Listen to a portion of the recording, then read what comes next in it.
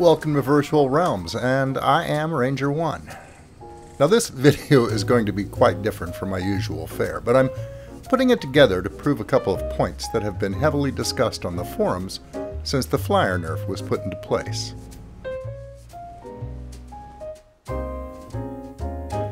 For the purposes of this experiment, let's establish some parameters. First, I'm doing this in single player for the purposes of this test and have no weight or speed affecting mods loaded, nor are any cheats of that nature active. This Quetzal I'm flying was spawned in post flyer nerf at level 150. Force taming brought it up to level 225. If you want to go back and pause the video on the opening screen, you'll see that its current level is 267. So that's 42 points that have been invested in skills, or attributes. Most of them, but not quite all, were invested in stamina. Regardless of how we got there, this bird's stamina is currently 6,100, far more than is necessary for this trip. If I remember correctly, I could cover the distance non-stop in this test after putting about 5 levels in stamina. Its weight capacity is a measly 1670. Not that it's going to matter for the purposes of the encumbrance test that we'll do later. Let's just leave it at saying the stats on this Quetzal are fairly average for most players, perhaps even slightly subpar compared to the more established players on the ARK. This first section of the test is going to be a non-stop flight from the southernmost peak on Crags Island in the south to the volcano in the center of the island. This is one of the most common metal runs people do on the island, and it was an example given in more than one post on the forums. But more on that later. Suffice to say that the distance is pretty much the maximum most people will normally need to fly to gather metal from almost any point of origin on the island.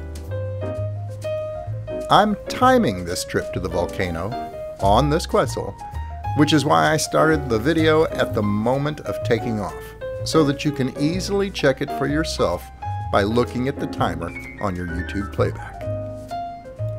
On the forums, I've stated that this trip takes roughly 5.5 minutes, while others maintain that it takes at least 7.5. Some people think it takes a lot longer. It's not a huge deal, but let's get that out of the way first. This entire trip is captured, just in case you suspect any shenanigans. But I'll put a timestamp in the description below just in case you want to skip ahead to my arrival at the volcano. For those of you who don't want to take my word for it, I take no offense if you want to watch this all the way through.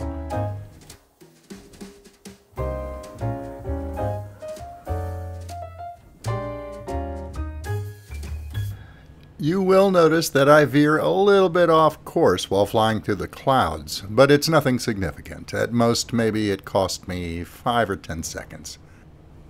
Again, feel free to hit the timestamp down below. But for the rest of you that want to stick around and make sure I'm telling the truth, here's a little bit of suitably bizarre music to help you on your way.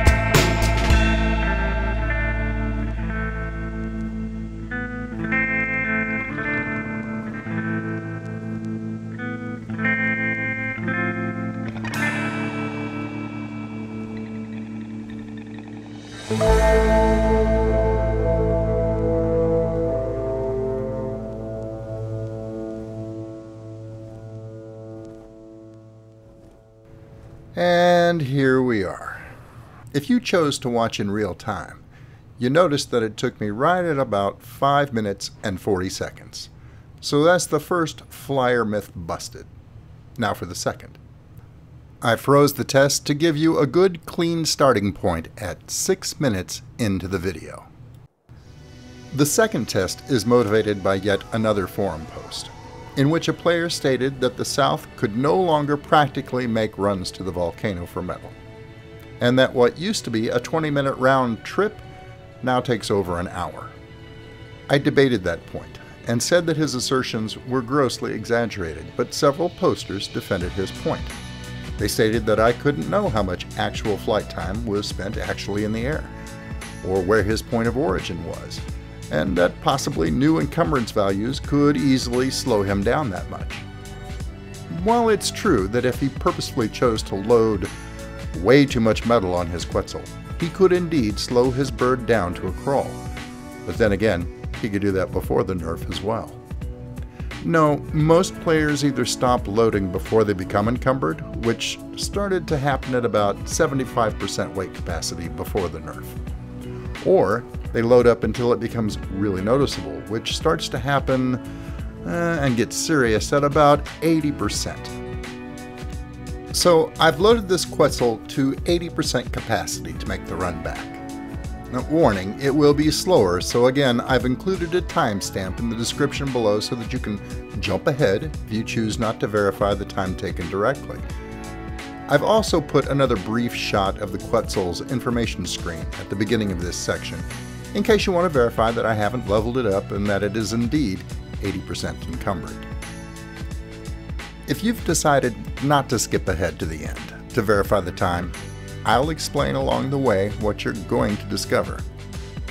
We will be at 14 minutes and 55 seconds into the video. Since the encumbered flight back starts at 6 minutes in, that means we spend 8 minutes and 55 seconds on the return leg of the journey. The final result, taking out the freeze frame narration, I'm glad you asked. 5 minutes and 40 seconds to fly out unencumbered on the slowest flyer in the game. 8 minutes and 55 seconds to fly back reasonably well encumbered. Total round trip, if you choose not to encumber yourself, 11 minutes and 20 seconds. Total round trip if you load up fairly heavily for the trip back, 14 minutes and 35 seconds. So what does this mean for the claim that such an expedition would take well over 40 minutes longer now? Well, I could assume that pre-nerf the round trip unencumbered would have taken perhaps 5 minutes. And if 80 encumbrance was hit on the way back, well, maybe at least twice as long? Let's not do that.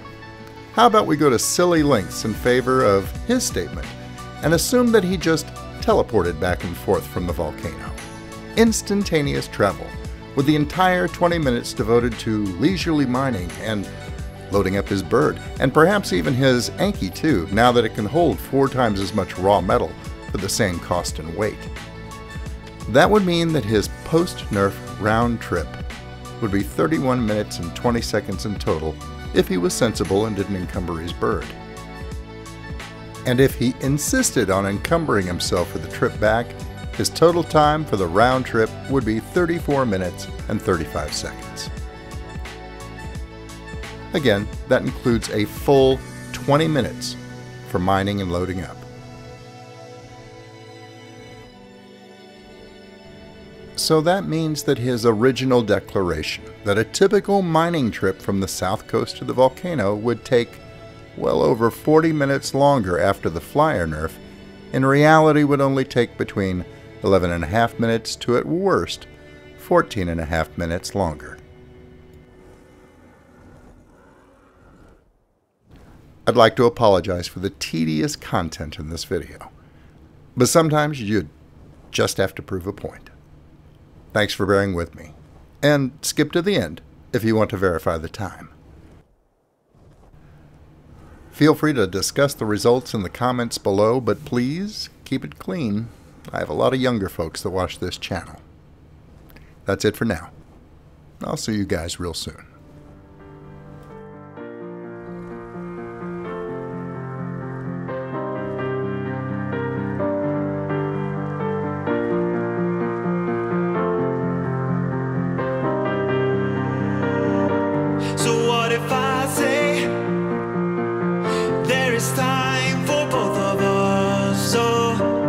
returning all the way until we face the skyline. Oh, don't hold it back.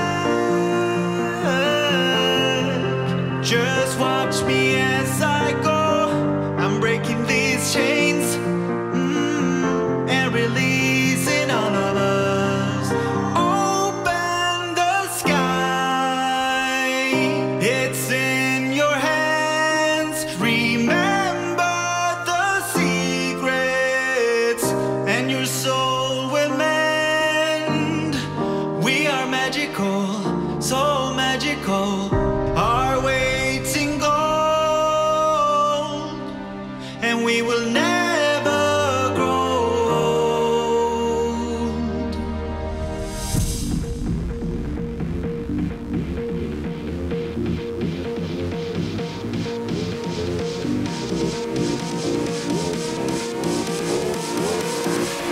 And we will never grow old.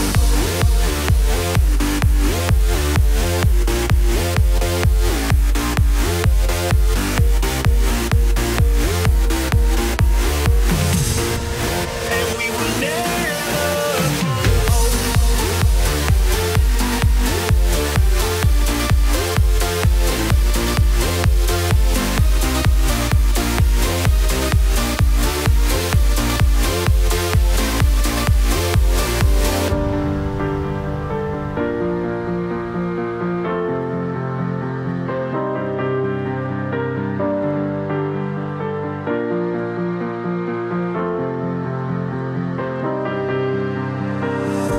So what if I break? Would you make me whole again? Oh, learning from mistakes, we could rise above ourselves. Oh, so let it all keep floating down the stream, the flow in my veins. We'll always try to reach for you. Open the sky. It's in your hands. Remember the secrets, and your soul will mend. We are magical, so magical. Our waiting gold, and we will never